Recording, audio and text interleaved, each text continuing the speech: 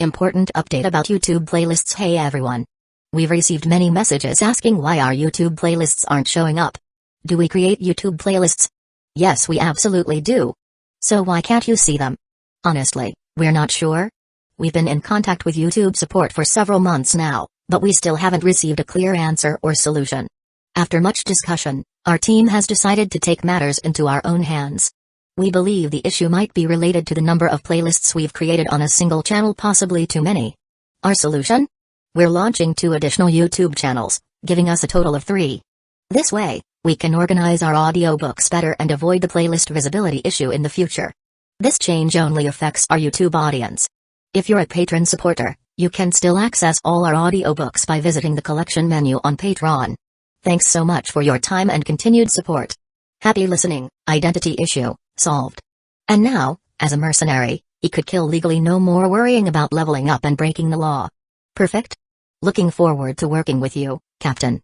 Inside the silver-walled living quarters, Kai hung upside down from a bed frame, supported only by his ankles hooked over the edge. We're maintaining a fully inverted posture. He spun a levitating magnetic ball using circular motion to generate centripetal force, making the ball rotate rapidly along an invisible magnetic track. It was a new hobby he'd come up with out of boredom. 2.5 months had passed since he semi-forcibly joined the Divine Eagle Military Professional Management Company as an auxiliary member of Unit 7. As the first male member in its history, his arrival drew attention. But over time, the interest faded. Now, he had fully integrated with the team. As an auxiliary, Kai could occasionally take on tasks, but he also had the freedom to pick his own assignments. In 2.5 months, he had cleared a third of the missions listed on the internal task board. The money was nice, but what satisfied him most was his skill tree progress. The first tier of the Phantom Gunsmith passive tree was now fully unlocked. His earliest skills, firearm mastery, and focus, had even reached level 2. Firearm mastery, level 2, enables proficient use of both light and heavy firearms. Significantly improves weapon handling. Focus, level 2, when aiming with a firearm, concentration and mental acuity increase, improving accuracy. Hawkeye, level 1, slightly increases visual precision and field of view when aiming at long range with firearms. Instinct, level 1, slightly improves hit rate during blind fire, activates trajectory correction when quickly aiming, slightly adjusting bullet accuracy. While playing with the balancing sphere, Kai's gaze passed over the opposite silver-white metal wall. Hanging on the wall was a pale blue one-handed straight sword. Beside it, a coat rack held a black lawn coat full of Western fantasy style. Ever since unlocking all the first-tier skills of the Phantom Gunsmith tree, Kai had set aside the sword that had rarely left his side. That coat, once drenched in the blood of countless monsters, had also been replaced by a snug, insulated combat suit and a CDI military uniform. Beep beep. Just as Kai was reflecting on his changes over the past 2 months, the doorbell chimed. Coming. He responded, put away the balancing ball, flipped off the bed, walked over, and pressed the fingerprint scanner.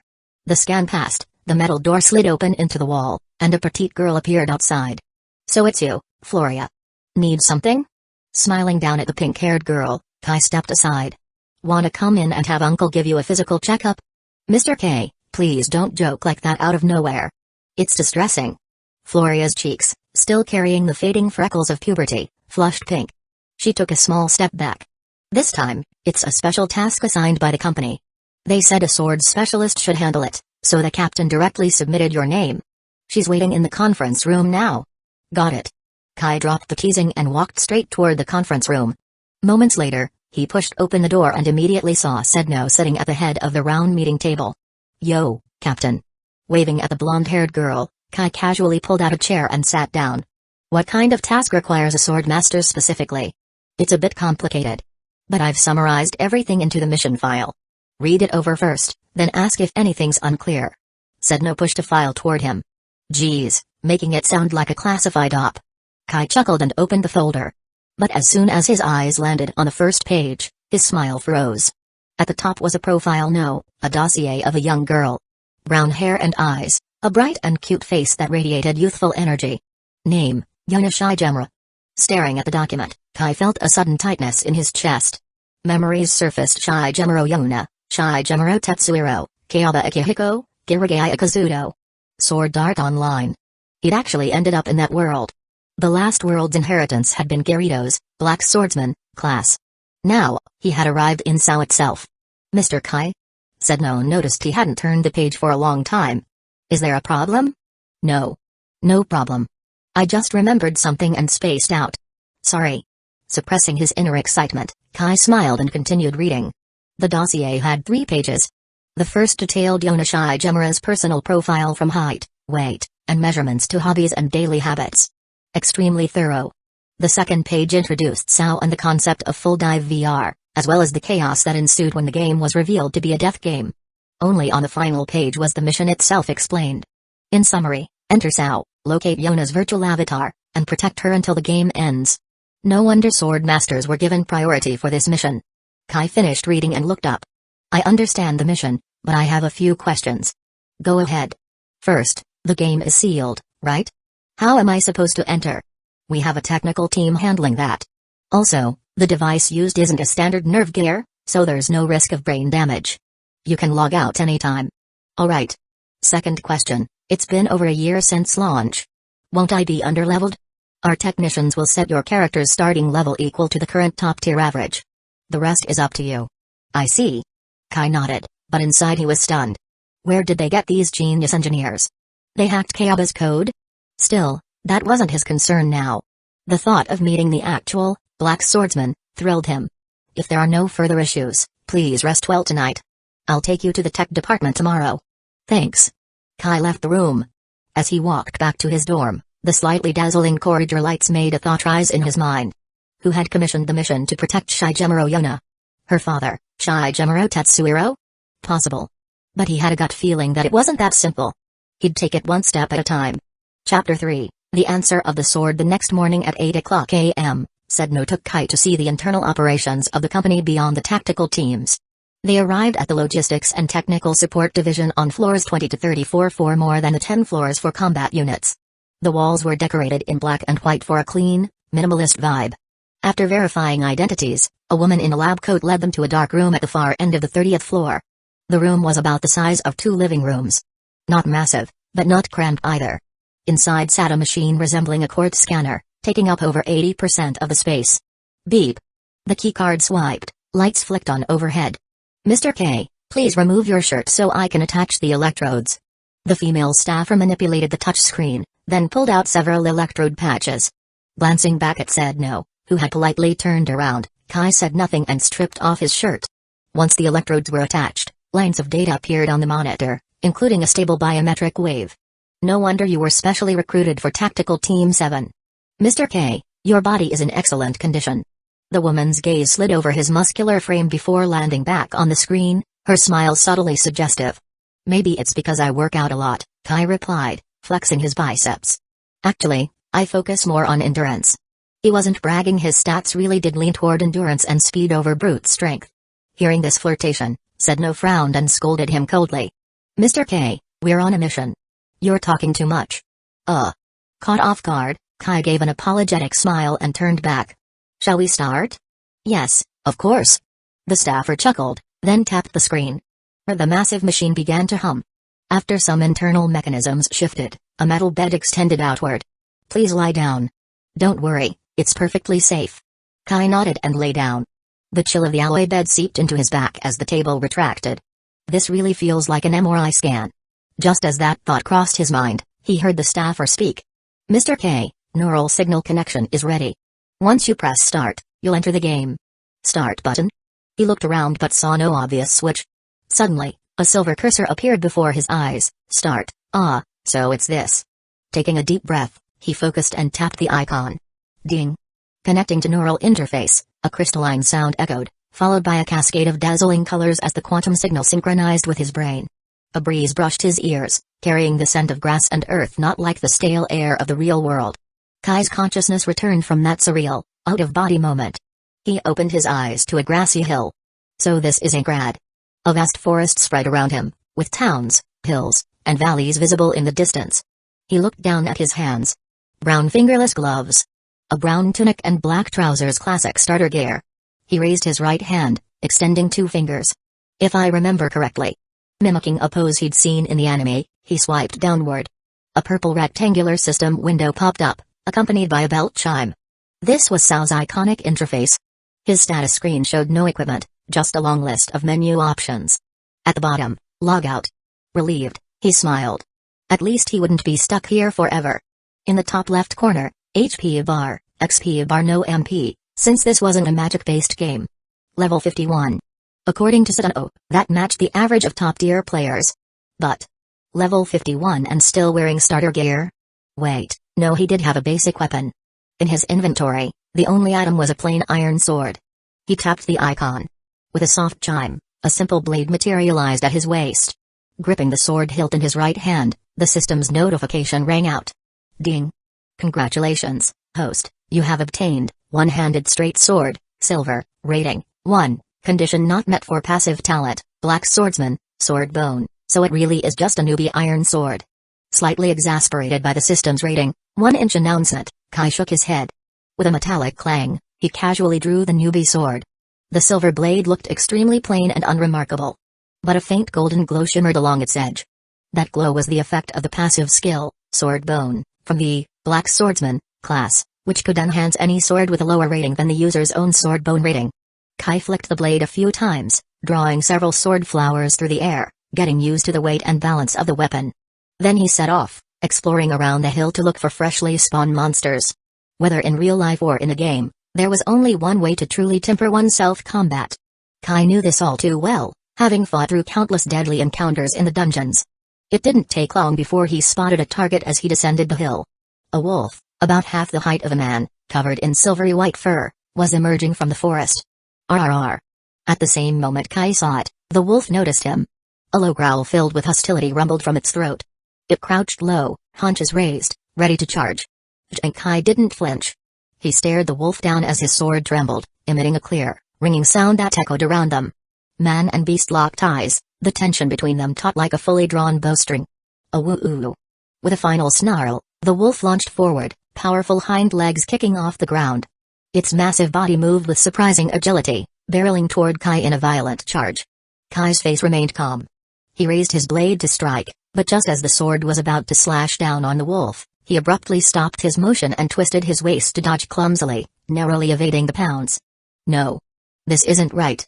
Using the moment of separation, Kai stepped a few paces forward, then turned back to face the wolf. He raised his sword to shoulder height and assumed a charging stance. At first, Kai had instinctively used his own sword technique. Truthfully, with that, he could have easily killed the wolf. But something suddenly clicked in his mind. He remembered Cao's system sword skills. As long as you perform the correct initiation posture for a system skill, the system would automatically control your body to launch the attack. Sure enough, as Kai took his stance, faint silver lights began to gather around the sword blade. Unlike the warm glow of Ketsui no Hikari, light of resolve, Cao's system skill effects were rigid and artificial, lacking emotional warmth. And once the silver glow peaked, Kai abruptly lost control of his body, taken over by the system. Ha! He shouted low as his left foot slid forward into a bow stance, his body leaning in. His right foot slammed down, and with a clang, the blade flashed silver as it slashed across the air, landing directly on the wolf and leaving a deep red gash. One blow and the wolf's HP bar vanished. But it wasn't due to the system's sword skill's power. It was simply the overwhelming level gap between Kai and the monster. He held the pose for a few seconds, then slowly straightened up. Turning to glance at the wolf dissolving into sparkling fragments, Kai's gaze fell on the purple experience notification in the center of his vision. He frowned slightly. That brief moment of losing control to the Cao system. It made him very uncomfortable. RRR. As Kai reflected on the fight, another growl echoed from the woods. He shifted his view and saw 3 wolves approaching in a triangle formation, surrounding him. Kai looked at the sword in his hand with some hesitation. Should I keep using Cao's system sword skills? Almost as soon as the question crossed his mind, the sword answered for him. The gentle glow of Ketsui no Hikari began to gather on the blade. Gripping the sword tightly, feeling the desire emanating from it, Kai didn't hesitate anymore. He launched himself at the pack of wolves. Chapter 4, Apple of Apology. Grad 39th floor. The reddish-gold sunset bathed the white stone buildings in the safe zone in warm light.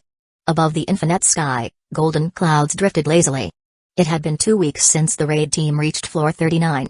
In the main street of the town, a few well-equipped players lingered. At this stage, most of them were high-ranking players, even if not in the raid team. At the end of the stone road near Norvrit's teleportation plaza, the sound of stringed instruments floated softly, drawing a small crowd of 5 or 6 players to listen. Though Cao didn't have background music during combat, Every floor's teleport plaza had an NPC orchestra that played endlessly, day and night. But today's performance had something different, faint singing mixed with the usual orchestral melody. Since Sal's code didn't allow NPCs to sing, it was clear the voice came from a player trapped in this death game. Past the listening crowd, a female player stood beside the NPC musicians, hands folded at her chest, softly singing. Her white hood concealed most of her face, revealing only pale pink lips that moved gently.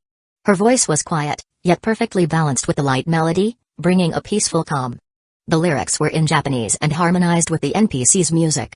Her clear, delicate voice carried a soft loneliness, like someone journeying alone. The high-level players listening nearby closed their eyes, swaying to her song. They were among the strongest in Inkrad, many not in the official raid group but still survivors of countless deadly battles. The pressure they endured was immense. But at this moment, her singing washed over them like a wave of release. The clear voice continued for 2 or 3 minutes before the girl stopped. She lowered her hood slightly, nodded politely to the onlookers, then ducked out of the plaza and disappeared through the blue teleport gate. Only after her figure vanished did the players begin to applaud and chat softly, smiles appearing on their faces. Off to the side, leaning casually against a wall, a light-armored swordsman in a black coat watched her with interest. A faint smile played on his lips. Quest target found. After watching the teleport gate for a moment longer, the black-clad swordsman straightened up, gripped his sword hilt, and walked toward the labyrinth zone. Leaving the safety of the circle, passing through peaceful forests and grasslands, Kai arrived at the entrance to the labyrinth zone located on a flat plain in the northeast of the floor. With a pale blue longsword loosely held in one hand, Kai walked calmly across the plain, like a man on an afternoon stroll. The artificial breeze simulated by Sal's weather system brushed past him, making the hem of his black coat flutter and rustle in the wind. It had been 5 days since he first entered Inkrad. During that time, starting from the town of beginnings on floor 1, Kai had used the advantage of his backdoor account to rapidly catch up to the current frontliners, reaching floor 40, which was in the midst of being conquered. And soon, during the boss raid operation, a player named Shigemaro Yona, known in-game as Yuna, would die while trying to help players surrounded in the wilderness dungeon. Surrounded and killed by the jailers. Recalling the Sword Art Online storyline, Kai slowly stepped into the labyrinth entrance. A faint bluish glow shimmered on both sides of the passage, the effect of monsters spawning. As the light faded, 2 monsters appeared. They looked like bipedal mountain goats, each holding a stone axe.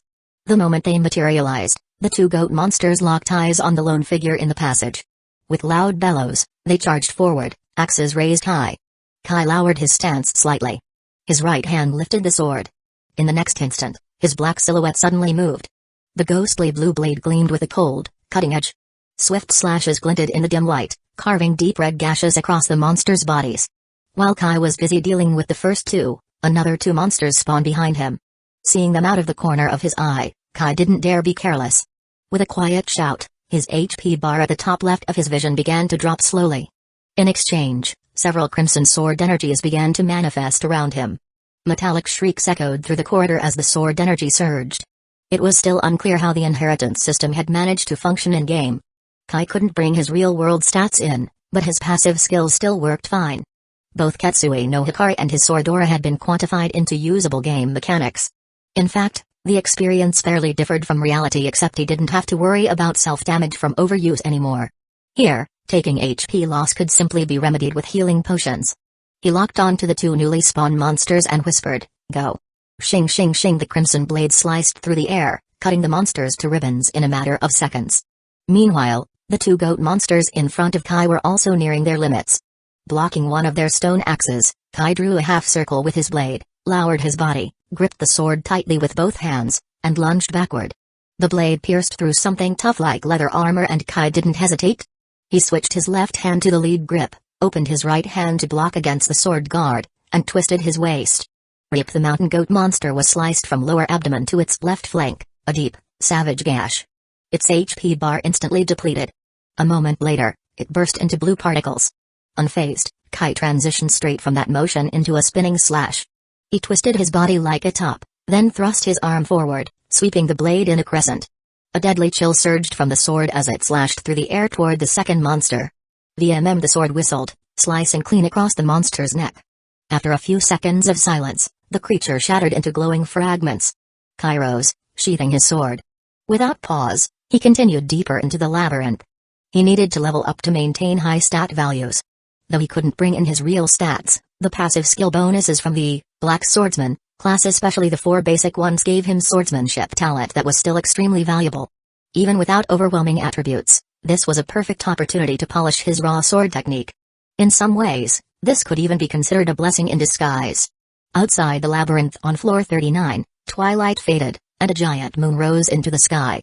Birds flitted across the plains beneath the night, circling silently in the dark. In the depths of the labyrinth, Kai's black silhouette blended into the shadows. Sword in hand, he marched steadily onward. Every step was accompanied by faint flashes of cold sword light, falling like silent rain. The night was long. So was the road ahead. October 16, 2023. The Cobb, Knights of the Blood Guild successfully located the boss room on floor 40. The announcement caused a stir among all players. Finding the boss room meant the start of the raid operation.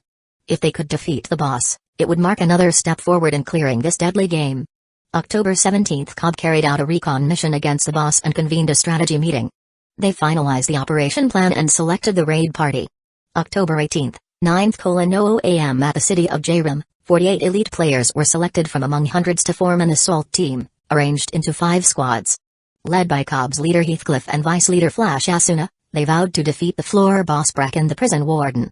A corridor crystal capable of teleporting the entire group lit up, shining even brighter than the midday sun. The glowing gate appeared, and the squad stepped in one by one. Moments later, the light faded, and the corridor vanished. The battle group had departed. Cheering erupted as the crowd, civilians and second and third-rate players applauded the brave warriors departing on their mission. Even after the last of the raiders disappeared, the applause didn't stop. In a small alley at the end of the street, Kai bit into a fresh apple he had bought from a vendor. The crispness and taste were almost indistinguishable from real-world fruit. His gaze, however, was fixed on a particular pair in the crowd. The young man's ID was Nautilus. And the girl he was speaking to, her name was Yuna. Crunch. Leaning silently against the alley wall, Kai continued chewing. He didn't move otherwise. Not until he was nearly finished with his third apple did a disturbance ripple across the square. A man staggered in from the West Plaza. Someone. Please. Help us. The man, clad in leather armor with a curved blade at his hip, was in bad shape. The armor top-tier frontliner gear was in tatters. Worse, a black throwing spear was embedded in his back. Several players rushed over to pull the spear out and asked what had happened. Gasping, the man shouted, I have 5 companions, trapped in the wild dungeon. Surrounded by a horde of mobs. They can't hold on much longer. Who will help me rescue them? His words sent shockwaves through the crowd. A collective gasp spread through the square. Monsters on floor 40 were notoriously tough, especially in its dungeon, themed around prison. That dungeon often produced lethal trap events, full lockdowns, mass monster spawns, and almost certain death. Under the man's desperate plea, only 9 stepped forward. 2 were members of the guild Wind, Forest, Fire, Mountain, who had failed to make the boss raid squad. 1 was Nautilus, now assigned to Cobb's second team. The rest were 5 high-level solo players. And lastly, a girl dressed like a bard. A water blue dress trimmed in gold, a white lute cradled in her left arm, a short sword at her right hip, and a wide-brimmed hat with a single white feather. Yuna Shigemuro Yuna. Eyes narrowing slightly, Kai watched as the 2 5-person rescue teams departed westward. He finished his apple in silence, letting the core fall. As it dropped, it disintegrated into a soft trail of blue light.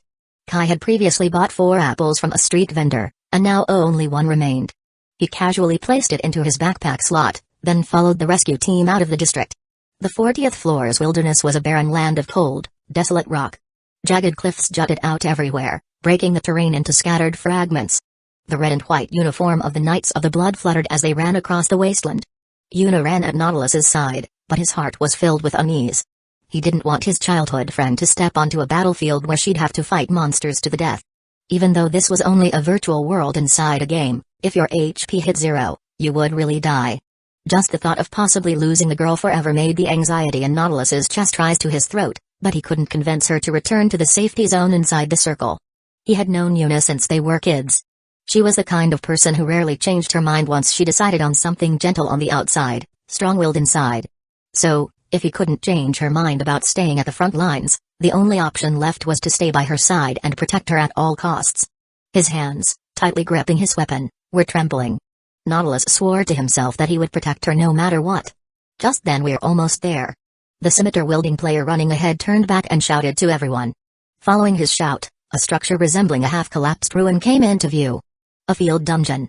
Nautilus tensed as he stared at the part of the dungeon that jutted above the ground, but remembering the girl he had vowed to protect was right beside him, it was as if new strength surged through him. It carried him forward into the dungeon.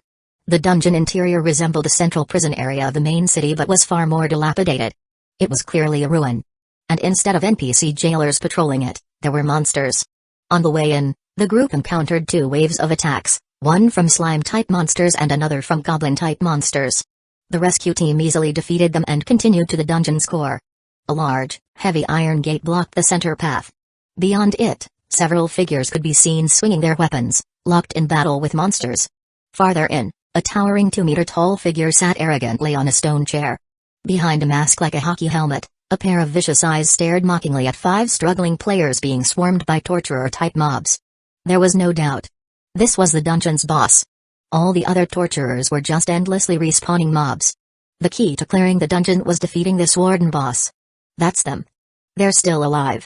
Seeing their comrades still fighting, the scimitar wielder cried out and rushed up to the iron gate, peering inside anxiously. What do we do about this gate? There must be some kind of switch, right? Unlike the scimitar wielder, Nautilus calmly assessed the situation and voiced the question. There's a lever behind the boss. That's probably the switch. But as soon as anyone gets close, the boss moves. I barely escaped before the gate closed. So, if we want to support them, someone inside has to get close to the boss and pull the lever first. 2 players from the Wind, Forest, Fire, and Mountain Guild exchanged glances and shook their heads. That's way too risky. Once the boss activates, how many people do you think can actually escape? The 5 scattered solo players nearby didn't quite understand, but Nautilus, as a member of the raiding party, did. Sao. No, not just Sao, every MMO boss shared a trait: fighting them offensively was far easier than trying to escape. When raiding, bosses could be interrupted, minimizing their damage. But once a boss entered full attack mode, things became uncontrollable. Trying to get everyone out could lead to even more people being trapped. Too risky. Frowning, Nautilus said, let's just defeat the boss directly. Defeat the boss? The 5 solo players were shocked. But none of us have ever taken down a boss before. It's fine. We have the level advantage, and 3 of us are from the raiding team. As long as we're careful not to get swarmed, we can beat the warden.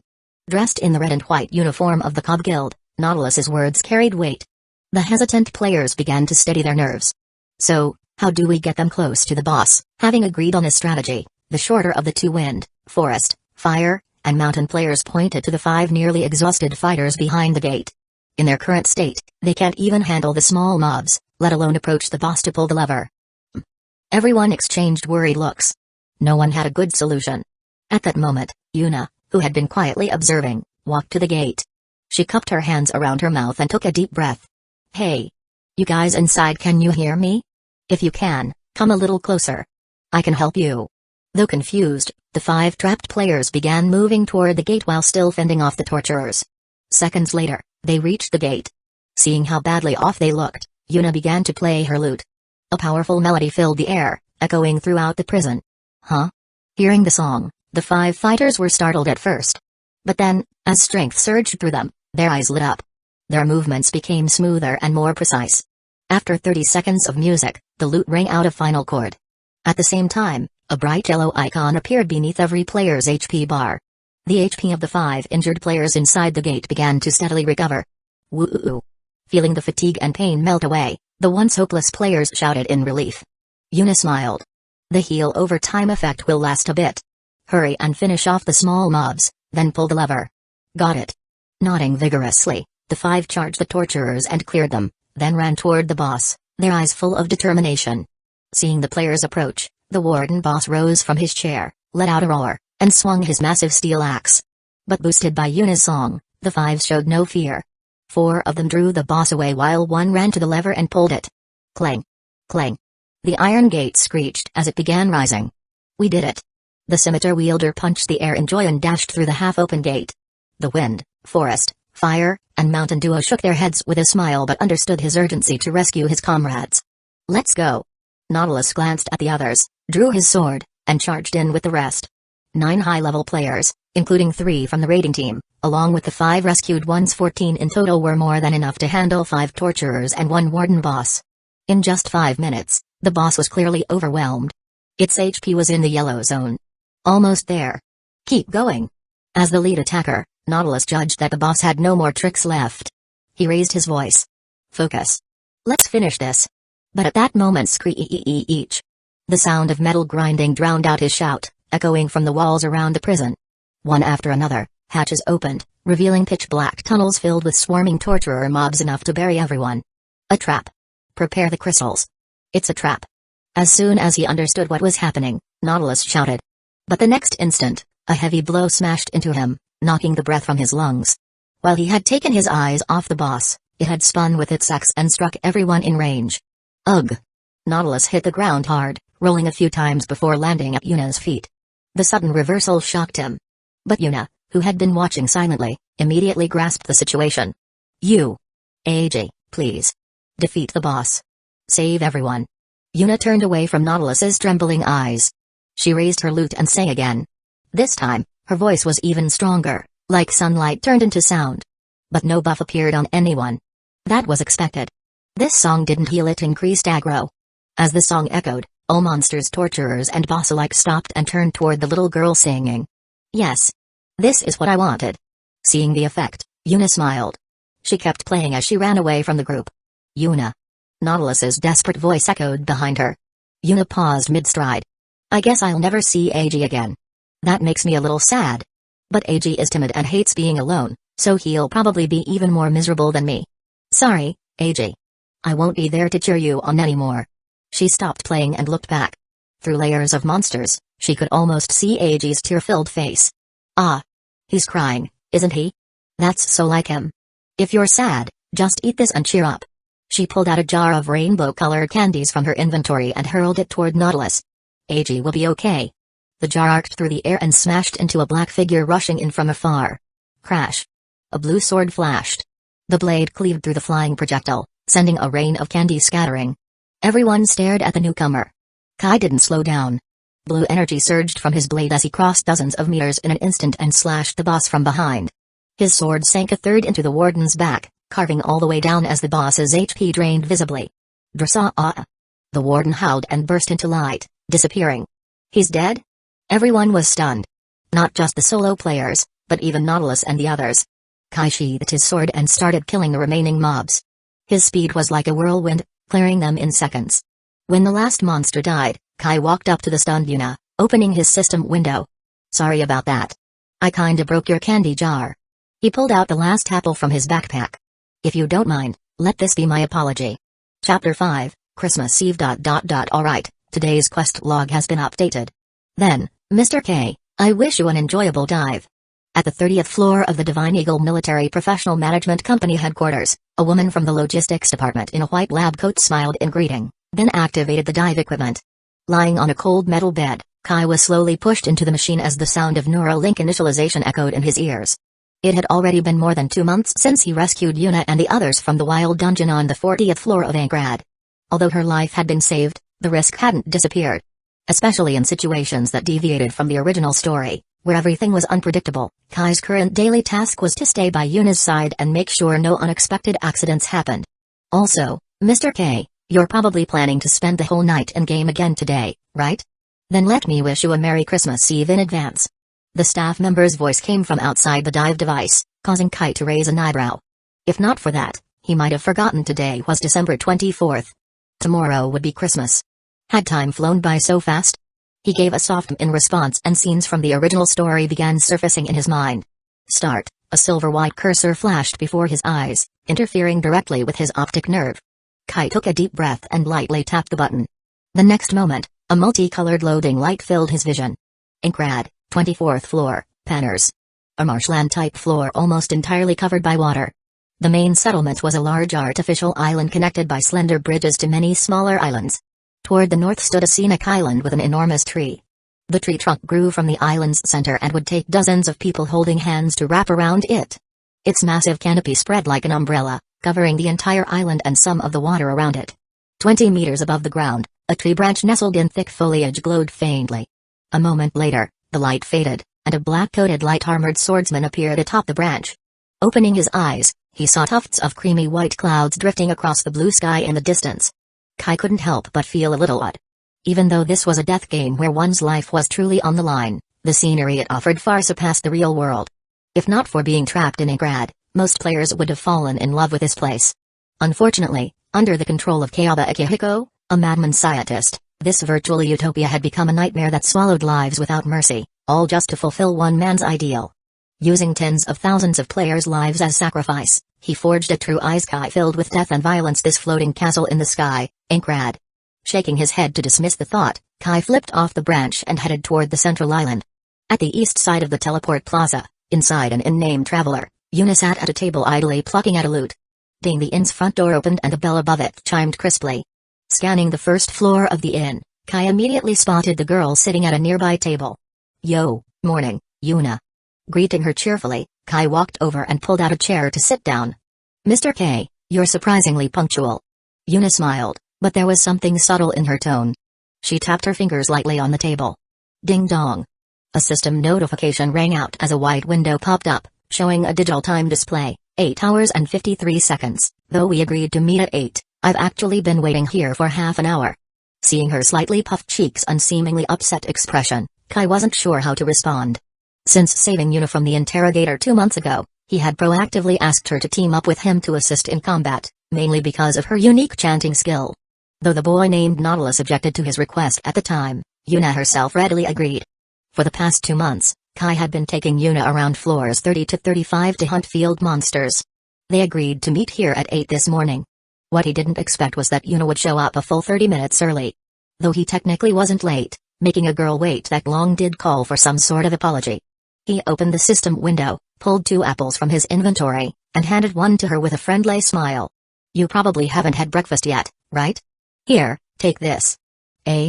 Apples again. Mr. K, can't you bring something new for once? Seeing the apple, Yuna's face fell under her hood, but she still took it and began munching away. After spending 2 months together, she'd grown used to 2 things always with K, the one-handed straight sword on his hip and the apples that filled his backpack. Since they were in a party, Kai had shared his entire inventory into the public items section, so she could see his bag's contents clearly. Apples, apples, more apples. Only a few crystals for emergencies sat in a corner of his bag. Putting the clues together, Yuna had come to a conclusion: this weird swordsman really loves apples. Kai's logic was simple. Compared to cake or bread, fruit was more convenient and quicker to eat, even usable in battle. Apples, among the more efficient fruits for stamina recovery, were ideal. Coming from the pressure-filled dungeons where survival was key, Kai was a hardcore efficiency maniac. Food just needed to restore stamina, nothing more. So before setting out with Yuna for monster hunting, he bought a massive stack of apples and stuffed them into his bag. Speaking of which, it's Christmas Eve tonight. Mr. K, do you have any friends or close ones to spend it with? Nibbling her apple, Yuna suddenly looked curious. Like a girlfriend or maybe a wife? Nope. For real? Seeing the genuine surprise on Yuna's face, Kai gave a wry smile. Of course it's true. Why do you ask? Well, Mr. Kai seems like a working adult, right? So I just wondered what kind of person someone as skilled as you would date. Then she paused and flashed a mischievous smile. So you're still single? What a surprise. Sorry for disappointing you. Rolling his eyes, Kai finished his apple and stood up from the table, heading toward the exit. The raid team reached the 49th floor today. Since you're so energetic, how about I take you to the front lines? His slightly cold tone made Yuna chuckle. Mister, are you mad? Why would I be mad? Looking back at the cheerful girl trailing behind him, Kai's eyes grew a little wistful. When he first arrived in this world, it was midsummer. Now it was Christmas Eve. He wondered how the white-haired brat, Lily, and Ms. Sear were doing. And Hestia. That Lily goddess who had lived for over 1,000,000 years yet still remained so naive. Mr. Kai. Seeing the deep longing flicker across Kai's face, Yuna was taken aback. I'm fine. Let's go. Pulled from his thoughts by her voice, Kai took a deep breath, restored his expression to calm, and strode toward the teleport plaza. Watching his lonely figure walk off, Yuna felt a strange tightness in her chest. Placing a hand over her heart, she realized she didn't like this feeling at all. Hey, Mr. Kai. She jogged up and peered around his side to meet his eyes. If you've got no other plans tonight, I could keep you company. You? Caught off guard by her serious face, Kai then smiled and nodded. Sure. That's bad. Really bad. Yuna, why did you bring him here? At dusk, the clouds were tinged red by the setting sun. Outside a family-themed restaurant on the 36th floor, Nautilus was panicking.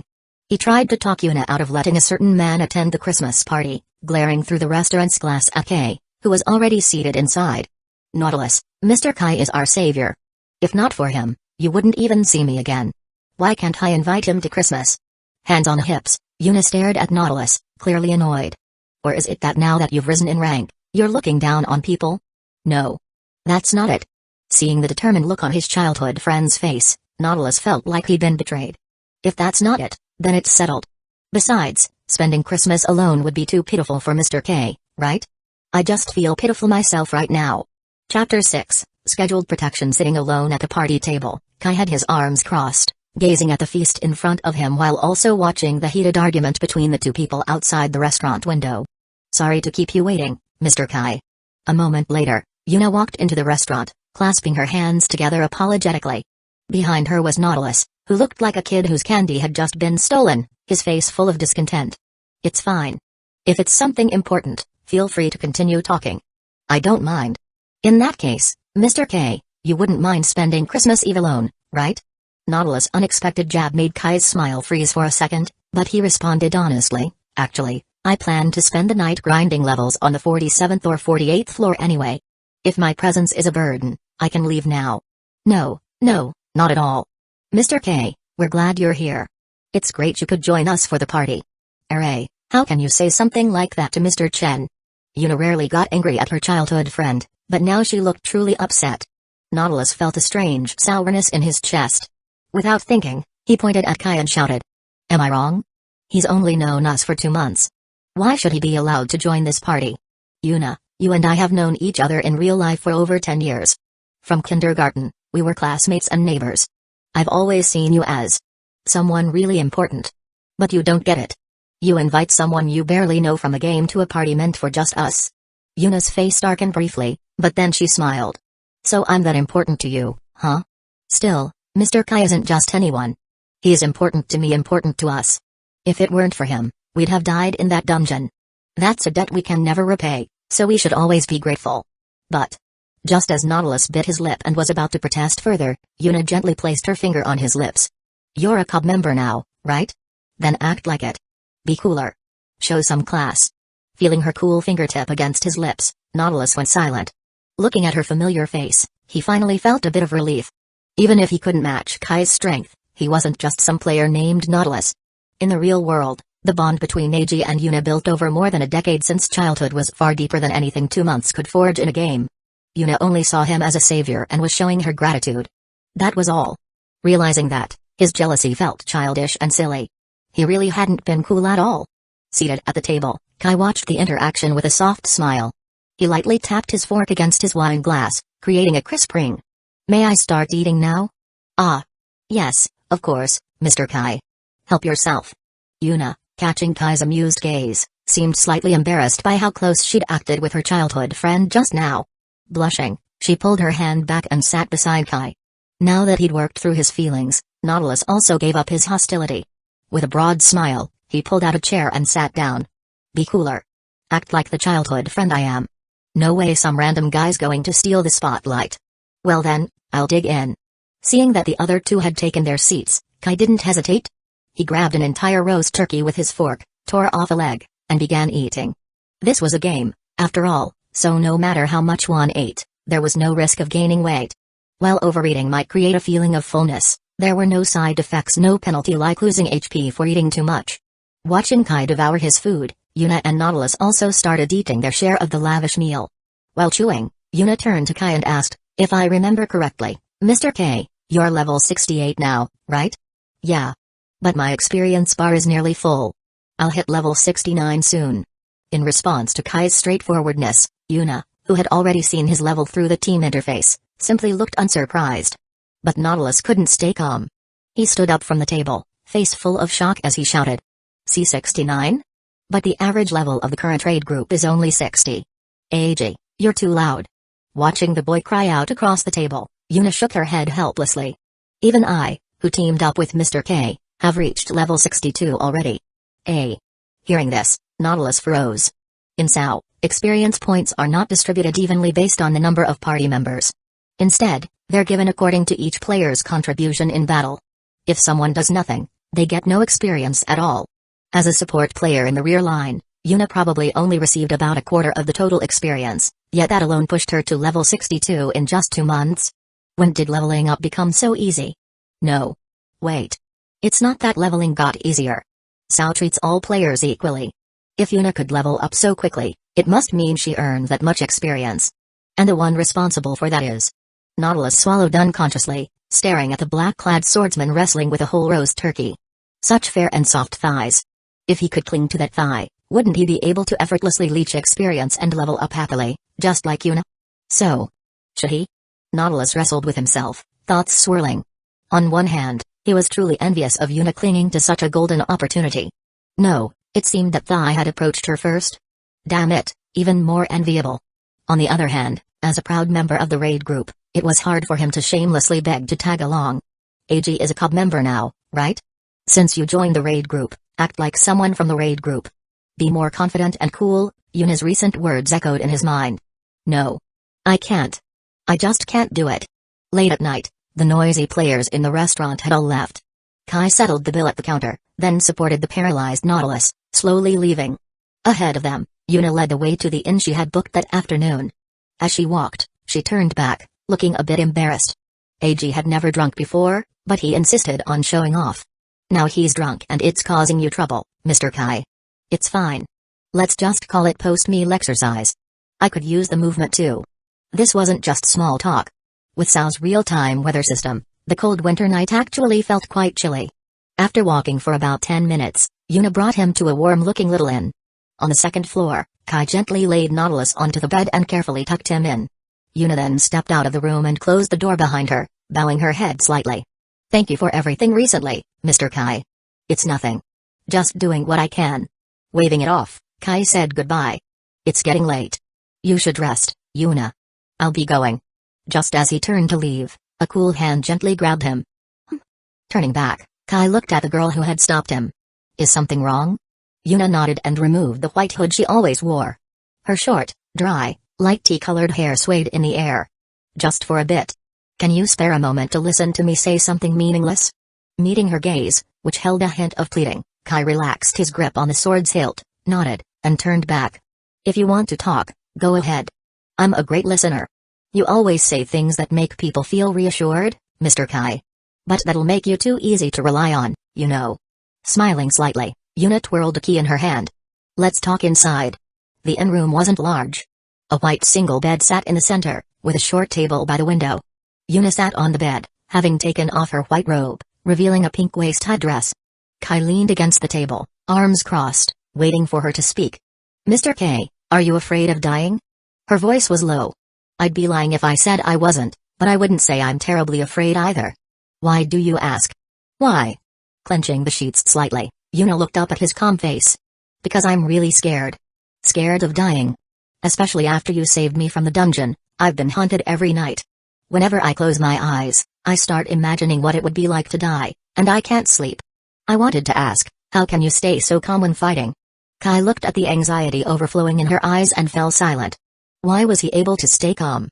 Slaughtering monsters in the dungeon with no expression, taking lives on a modern battlefield without mercy. Had he become numb from too much killing?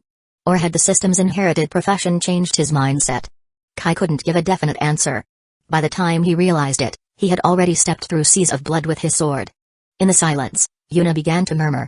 Unlike you, ever since I got trapped in this death game, I've been terrified. If I die in the game, my brain will be microwaved. I'll never wake up to see my bedroom ceiling again. I won't be able to go to school with friends. So many things I wanted to do will never happen. Dad will be so sad. Her voice grew softer, but then her eyes lit up and a smile appeared. But then, AG told me he would protect me, beat the game, and bring me home safely. I was really happy when he said that. He later joined Cobb, became part of the raid group, and worked so hard. I saw it all and was proud of him. But even so, I'm still scared. Even as she smiled, tears filled her eyes. Being afraid of death isn't shameful, Kai said seriously. And you won't die. How can you say that so surely? Because I'll protect you. Until the game is cleared. Looking into the depths of her eyes filled with anxiety and dependence, Kai made that promise. It wasn't just because the mission required him to protect her. He also saw his past self in her. Back then, alone, he had stepped into the dungeon, clinging to the only thing he could rely on, his sword. He didn't know where the path would lead, or if a path even existed. All he could do was dance on the edge of death, slaying monsters while cutting through all hesitation and fear in his heart. As Kai made that promise, the scent of sunflowers surrounded him. Then he felt a weight on his shoulder. Yuna had buried her face into his shoulder, sobbing quietly. Really? I can really rely on you? You'll really protect me? Yeah. Without saying much more, Kai hesitated, then gently wrapped an arm around her waist and sat on the bed with her, using his other hand to softly stroke her hair. You'll be okay. You'll definitely survive. At his words, Yuna's sobs grew louder. Chapter 7. At this moment, Garrido passed by midnight, Inkrad's 35th floor. The area around the teleport plaza was lined with white-walled, red-roofed houses. A thick layer of snow covered the rooftops and streets, creating a rustic and pastoral charm. Kai's footsteps crunched softly on the snow as he walked alone through the deserted streets, one hand resting on his sword.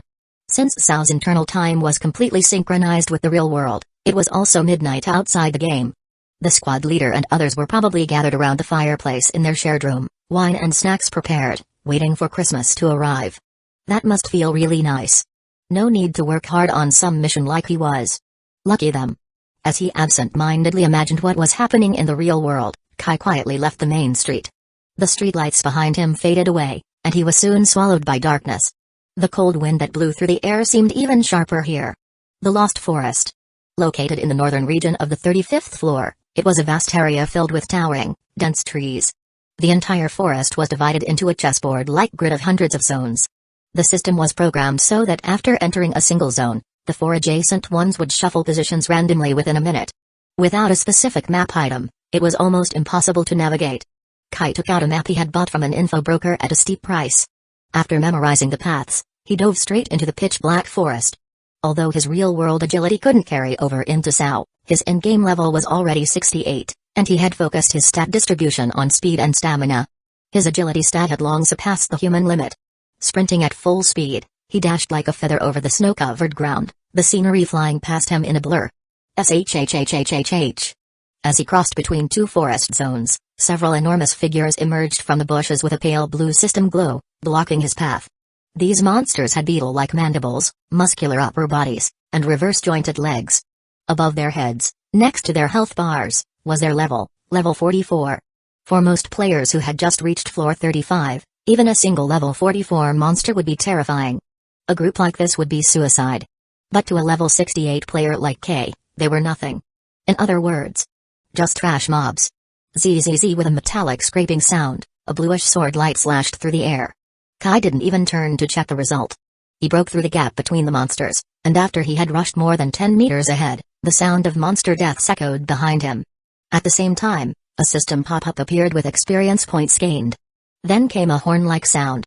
Kai glanced at the top left of his HUD. His level had just gone from 68 to 69. He showed no reaction to the level up. Without slowing down, his black silhouette continued zipping through the forest like a shadow. To most Sao players, level meant everything. But to K, even reaching level 100 in-game wouldn't change a thing in real life. So he never cared much about player levels. The only reason he grinded was to improve his sword skills and collect attribute points, which would help him protect his mission targets. At level 69, there were hardly any players in the game even among the raid group who could match him. No, actually, there was only one person in the entire game who could compare to him. As his black coat fluttered in the wind, snow swirling at his feet, Kai dashed into another zone. Suddenly, the sound of clashing metal and scattered shouts rang out ahead. He slowed down and raised his sword cautiously. Emerging from the trees, he found himself at the edge of a wide, snowy plain where dozens of players were fighting. As Kai stepped into view, the chaotic battle halted as everyone noticed him. Huh? You're not gonna keep fighting? Scratching his head with a confused look, Kai stepped casually toward a teleport point behind the group and smiled innocently.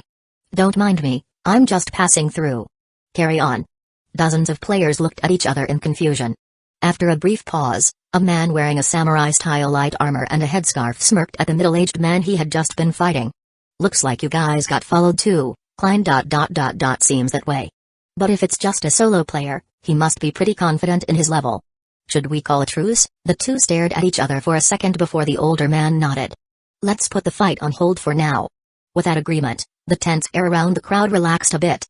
But then, they all raised their weapons again, this time pointing them straight at the black-clad swordsman who was trying to casually walk past them. Hey now, I really am just passing through. Kai sighed as dozens of weapons aimed at him. He half-heartedly protested, but his hand was already on his sword. The blue blade shimmered coldly in the moonlight. Kai recognized both of the player factions in front of him. One was the newly rising samurai guild, Furing Kazan. The other was the long-established major guild, Divine Dragons Alliance. He also knew exactly why they were fighting here in the dead of night. It was all for a rare item that would drop from a special Christmas event boss Nicholas the Renegade, who would spawn soon under that fir tree by the teleport point. The rumor was that defeating Nicholas the Renegade would drop the one and only resurrection item in the game. Resurrection. For SAO players who could die at any time, no other item could be more desirable. Even the strongest gear, best stats, or rarest classes meant nothing compared to resurrection. A second chance at life. A miracle. That was the bait powerful enough to draw two top-tier guilds into a deadly conflict. Kai had come not because he wanted that item, but because he knew someone else would be here tonight. His goal was to meet that person.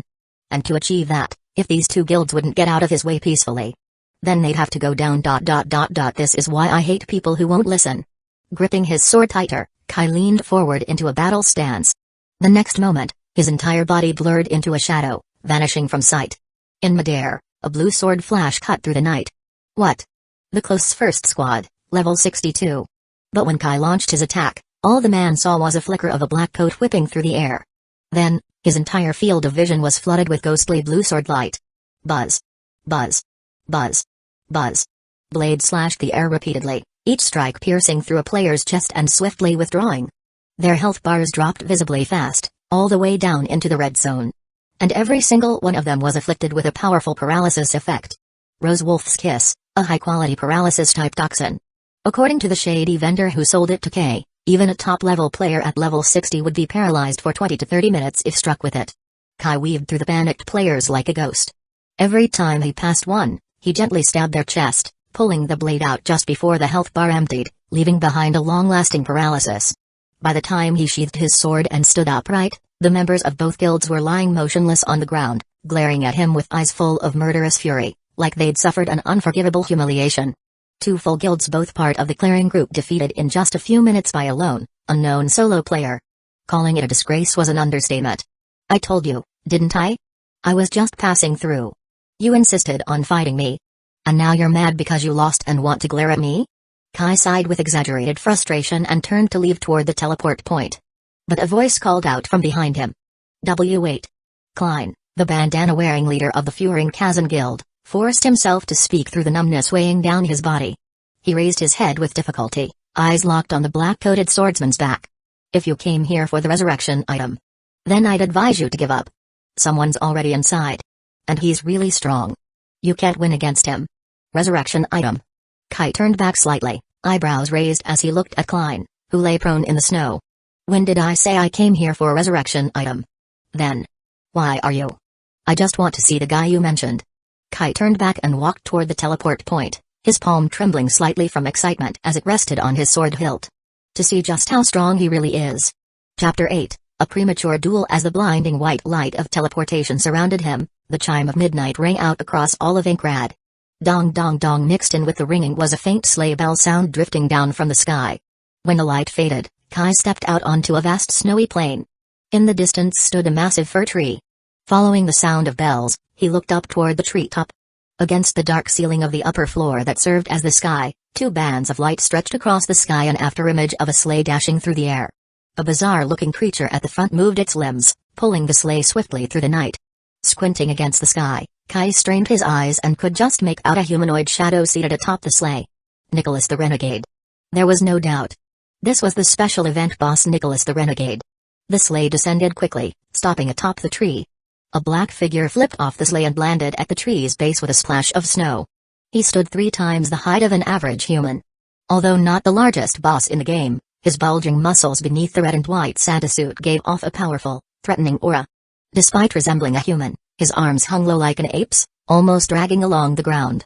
A matching red-pointed hat covered his large forehead, under which glowed a pair of sinister red eyes. The lower half of his face was covered in wiry beard, long enough to reach his abdomen. Ridiculous. A grotesque parody of Santa Claus. In one hand, he held a jagged iron axe. Any sense of humor vanished the moment you saw it. In his left hand, he gripped a sack, not a cloth bag, but a blunt weapon shaped like a spiked flail.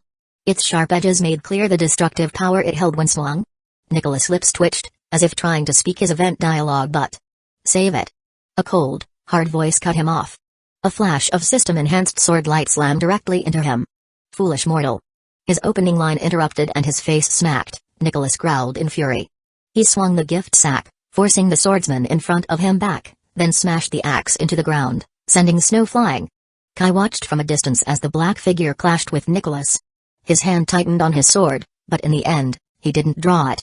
Instead, he chose to observe. There he was, the black swordsman. The origin of every skill in the black swordsman's unique passive skill tree. Kirigaya Kazuto. He had slaughtered nearly 1,000,000 monsters in the dungeons. Countless times, he'd walked the line between life and death. Only then had the system evaluated him as equal to Kai. Just how strong are you? Let me see for myself. Clang. His blade blocked the massive axe. Kirito didn't need to look to know his rare one-handed straight sword had just lost a chunk of durability from that single blow. Was the sword faulty? No. The problem wasn't the sword. It was the insane strength of this boss. Nicholas the Renegade. Most likely the only monster in the game that dropped the ultra-rare resurrection item. A special Christmas event boss. If monsters competed for fame, Nicholas would be a living legend. And he had the power to back it up. Of all the bosses Kirito had fought so far, none had given him such overwhelming pressure. Using the axe's momentum, he quickly retreated and started circling Nicholas without pausing for breath. Because that sack? That was a mid to long-range death sentence. He'd already learned that the hard way. Nicholas tracked him with glowing eyes, but his huge size made it impossible for him to pivot quickly. Kirito was soon behind him. The moment Nicholas's back was exposed, Kirito's sword flashed. Silver light pierced the ridiculous red and white costume and struck the beast's hide, bursting with glowing system effects. But the boss's HP bar didn't move.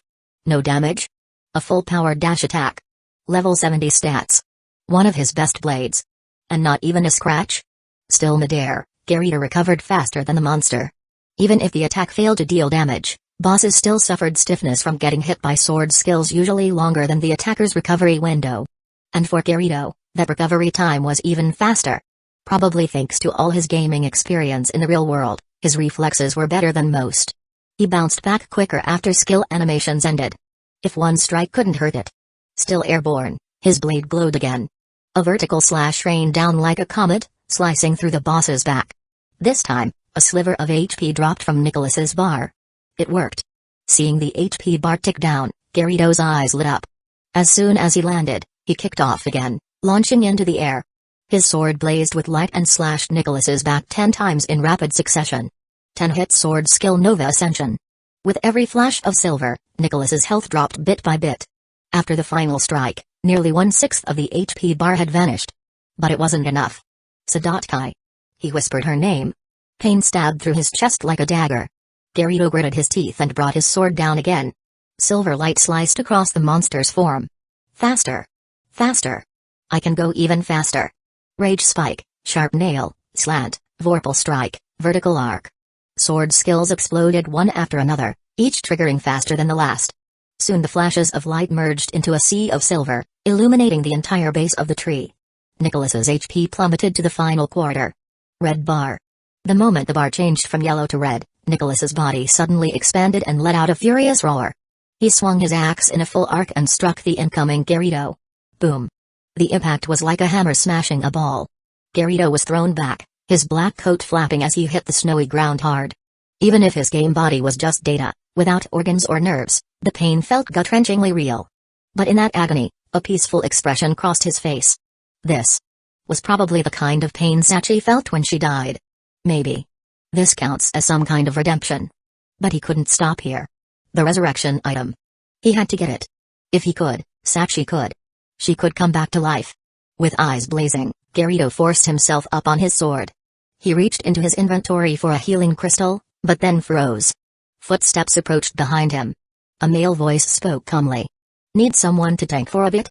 Kirito turned sharply. A black-coated swordsman stood behind him, holding a long sword diagonally. Divine Dragon's Alliance? No guild emblem. Furinkazen? No, Klein's guild was full of simple-minded fighters. So, a solo player? But how did a solo player get past those two guilds? Questions flooded his mind. Kirito tightened his grip on his sword, keeping a healing crystal in hand. Eyes wary, he asked, "Who are you?" "Me?" the man said casually, walking past him without hesitation. "Just a passerby." Passerby. As Garrido pondered that word, a soft silver glow flared on Kai's blade. At first it flickered like candlelight, then in the blink of an eye, it blazed like a shooting star. This is power that transcends the system. Without turning around, Kai answered flatly and slashed toward Nicholas. A torrent of light poured from his sword like a river of aurora, cutting across dozens of meters. The night sky lit up as if it were day. Garrido's eyes widened at the indescribable brilliance. By the time he came to his senses, Kai had sheathed his sword and was standing in front of him. Just now. What was that? Seeing Garrido so stunned, Kai only shook his head. He came to see what the legendary black swordsman was like, maybe even trade blows with him. But he'd overlooked one fact: though Garrido had the profession, the system had copied the strongest version of him. That meant the Star King Garrido from the end of the Alicization arc. This Garrido was still growing. Compared to Kay, he was far too green. "This is for you. But don't get your hopes too high." Kai took out the item that dropped from Nicholas and tossed it over.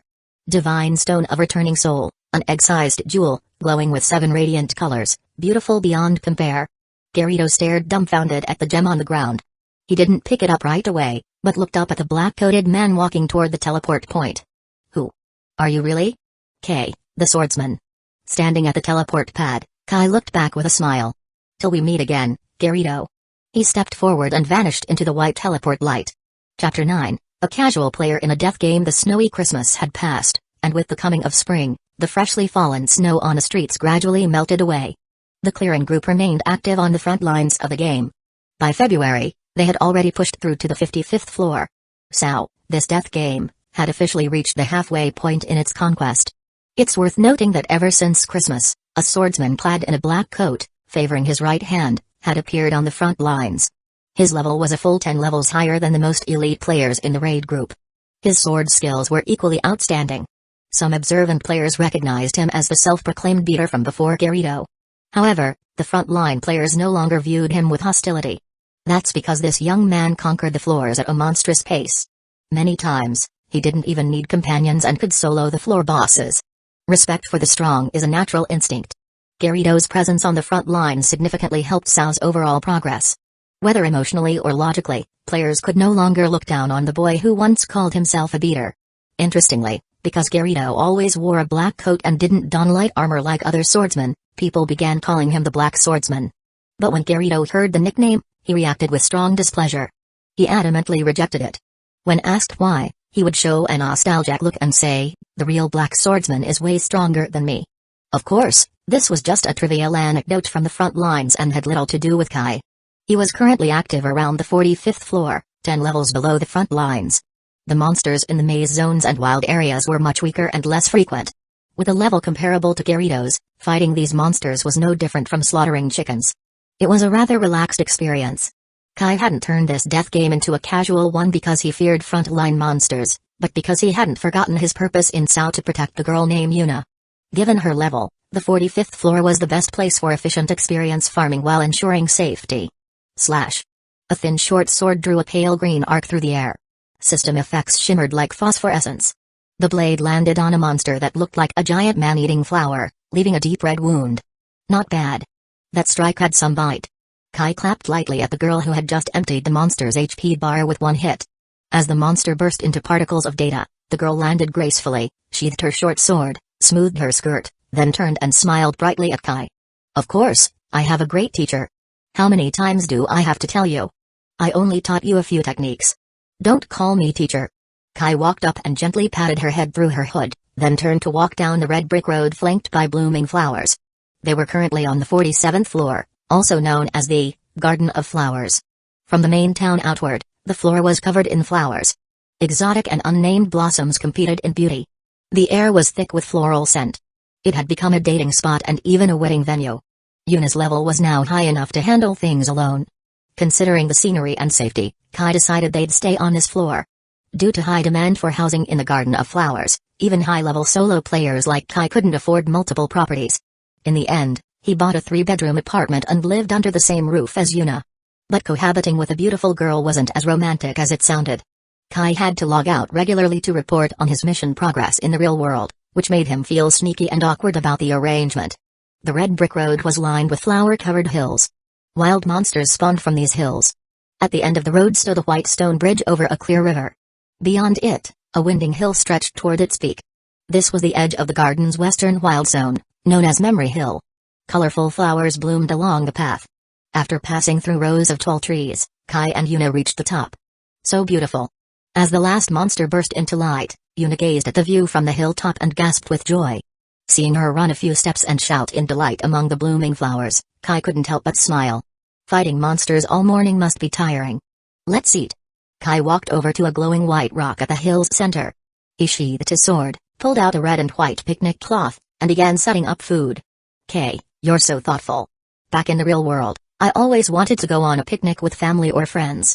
But my father was always busy, and I never managed to ask him out before we got trapped in the game. Well, enjoy this one. When the game is cleared, invite him properly next time. As Kai spoke, Yuna sat beside him, skirt folded under her knees.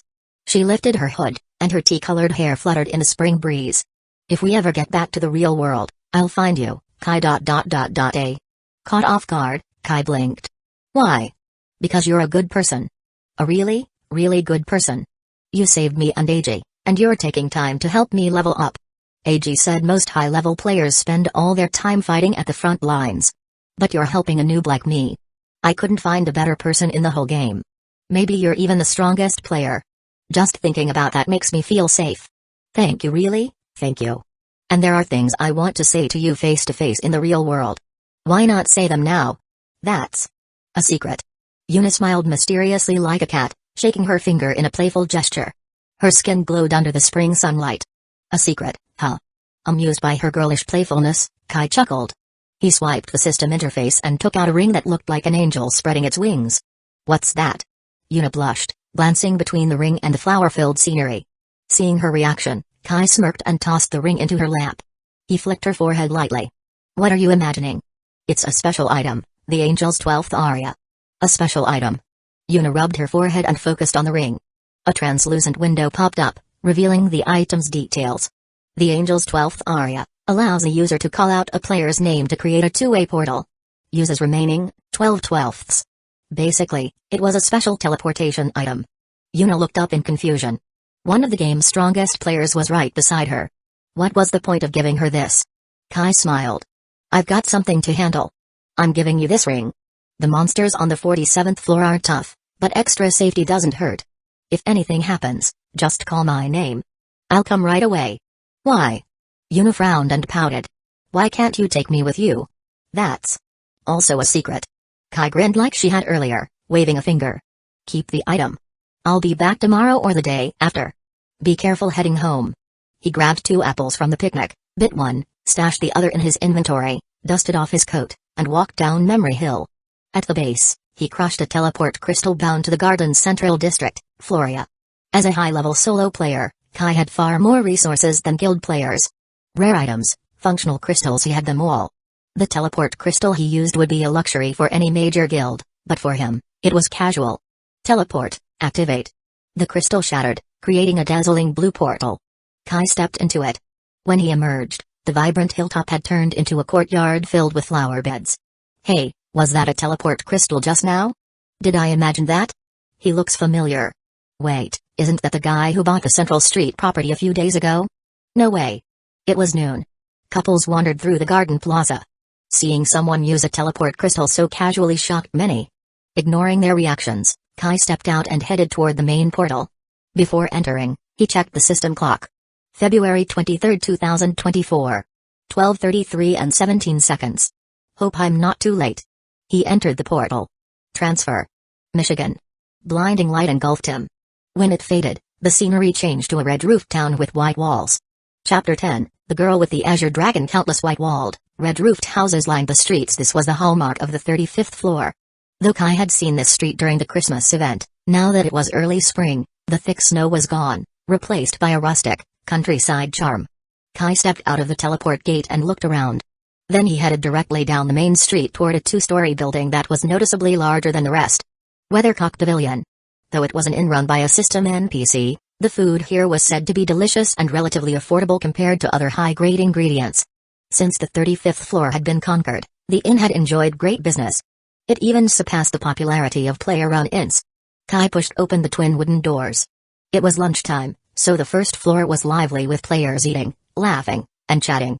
It suited the fantasy-adventure theme of Sao quite well. He scanned the room but didn't see the person he was looking for. Frowning slightly, he walked to the inn's counter to ask for information. "Dear customer, are you here for lodging or a meal?" The system NPC behind the counter smiled according to its programmed behavior. At the same time, a silver-bordered payment window popped up, with the amount still empty. Kai glanced at the menu hanging behind the counter, then placed 10 court into the window. One deep chill breath. "Certainly. Please wait a moment." As the NPC turned to prepare his order, Kai didn't close the window. Instead, he continued adding money. Ding dong. A crisp system notification rang out across the inn's first floor. Though not loud, it immediately quieted the players' chatter. Everyone looked toward the sound's source, a lone swordsman in a black coat leaning against the counter. In Inkrad, more than 70% of players used swords, and many liked black outfits. But to be dressed entirely in a black coat without even a single piece of visible armor? That was rare. Only total newbies or foolish players did that. This was a death game, after all. If you died in the game, you died in real life. No one treated it as just a game anymore, not after Akihiko Kayaba said those words a year ago. So no one dared to risk their life over fashion. Especially frontline raiders. Every piece of armor raised survival chances. Even though this was just the 35th floor, anyone who made it here was considered above average. No one made rookie mistakes. So Kai's appearance marked him as an anomaly. But more attention was drawn to the massive golden transaction window floating above his head. At the center of the trade window, a long string of digits sparkled like a slap to everyone's face. 100,000. 100,000 core ... Who is this guy? He doesn't look like a frontliner. How can he afford that much? 100,000 core, a fortune for any mid-level player, enough to live luxuriously for a year. And this black-coated swordsman just offered it up casually. Naturally, everyone became curious about his identity. Your deep chill breath, sir. Ignoring the stares, Kai accepted the tall glass from the staff. He swirled the blue liquid inside for a moment, then said calmly, "A girl named Silica stayed here recently. If anyone can tell me where she is now, this 100,000 core is theirs." Silica, rare beast tamer job, young girl. Kai had come to the 35th floor specifically to find her and prevent certain events from happening. But in the original story, her whereabouts during February were vague. All it mentioned was that she stayed at the Weathercock Pavilion. Since she wasn't around, he had no choice but to offer a bounty. Despite her low level and limited combat skills, Silica was a beast tamer and a cute girl.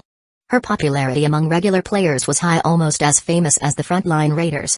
So Kai wasn't worried about finding someone who knew her. Sure enough, just after he spoke, a tall, heavily armored man near the window stood up. "I know where Silica-chan went." "Silica-chan?" A nearly 2-meter-tall, brawny man with a square jaw spoke with the greasy tone of a shut-in otaku. What a surreal image. Staring at the serious and calm face of the male player, Kai couldn't help but wonder if he had just misheard something. But in the next second, the man continued, "This morning, I sent my heartfelt greetings to Silica-chan. It was then that I overheard a player traveling with her saying they were heading to the Forest of Wandering today." Forest of Wandering? Kai froze for a moment at the man's words, then his expression immediately darkened. He was still a step too late. In the original story, Silica encountered danger on the 35th floor in the Forest of Wandering. Now it was February, the exact time the event took place. And with his involvement having already altered the plot to some extent, Garrido, who originally saved Silica just in time, might now still be grinding in some front-line labyrinth area. In other words, damn it. Quickly assessing the consequences in his mind, Kai cursed under his breath, then turned into a black blur and vanished from the inn. Everyone on the first floor of the inn, including the man who had given Kai the information, was left utterly stunned by the pitch-black shadows streaking through the air. So fast. Too fast. That kind of speed and agility. Just how high must his level be? Level 60? 70? 80? Even the front-line raid group likely didn't have anyone at level 80 yet.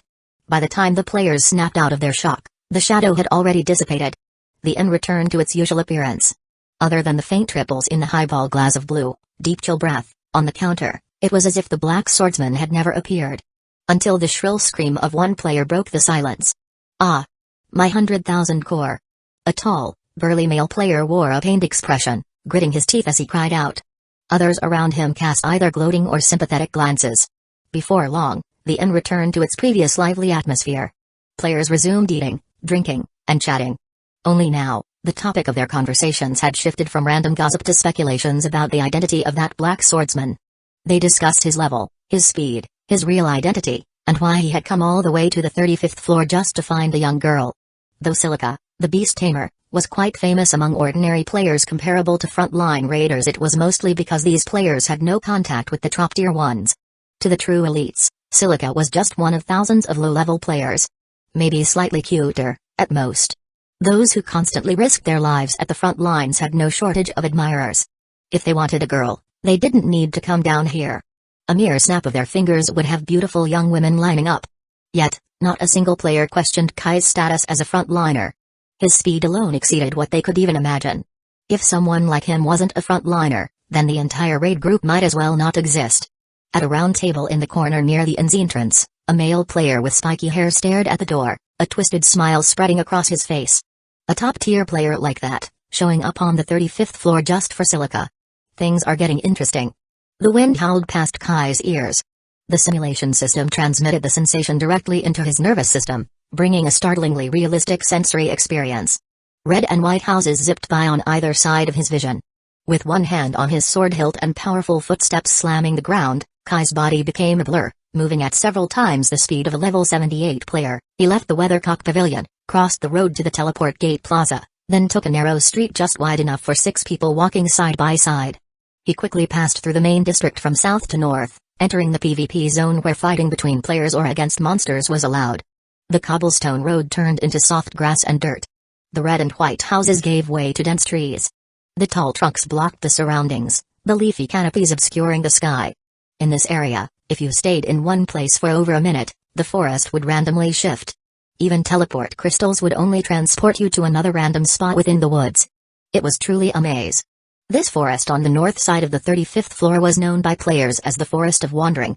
Without a map, entering blindly almost guaranteed getting lost. The name was quite accurate.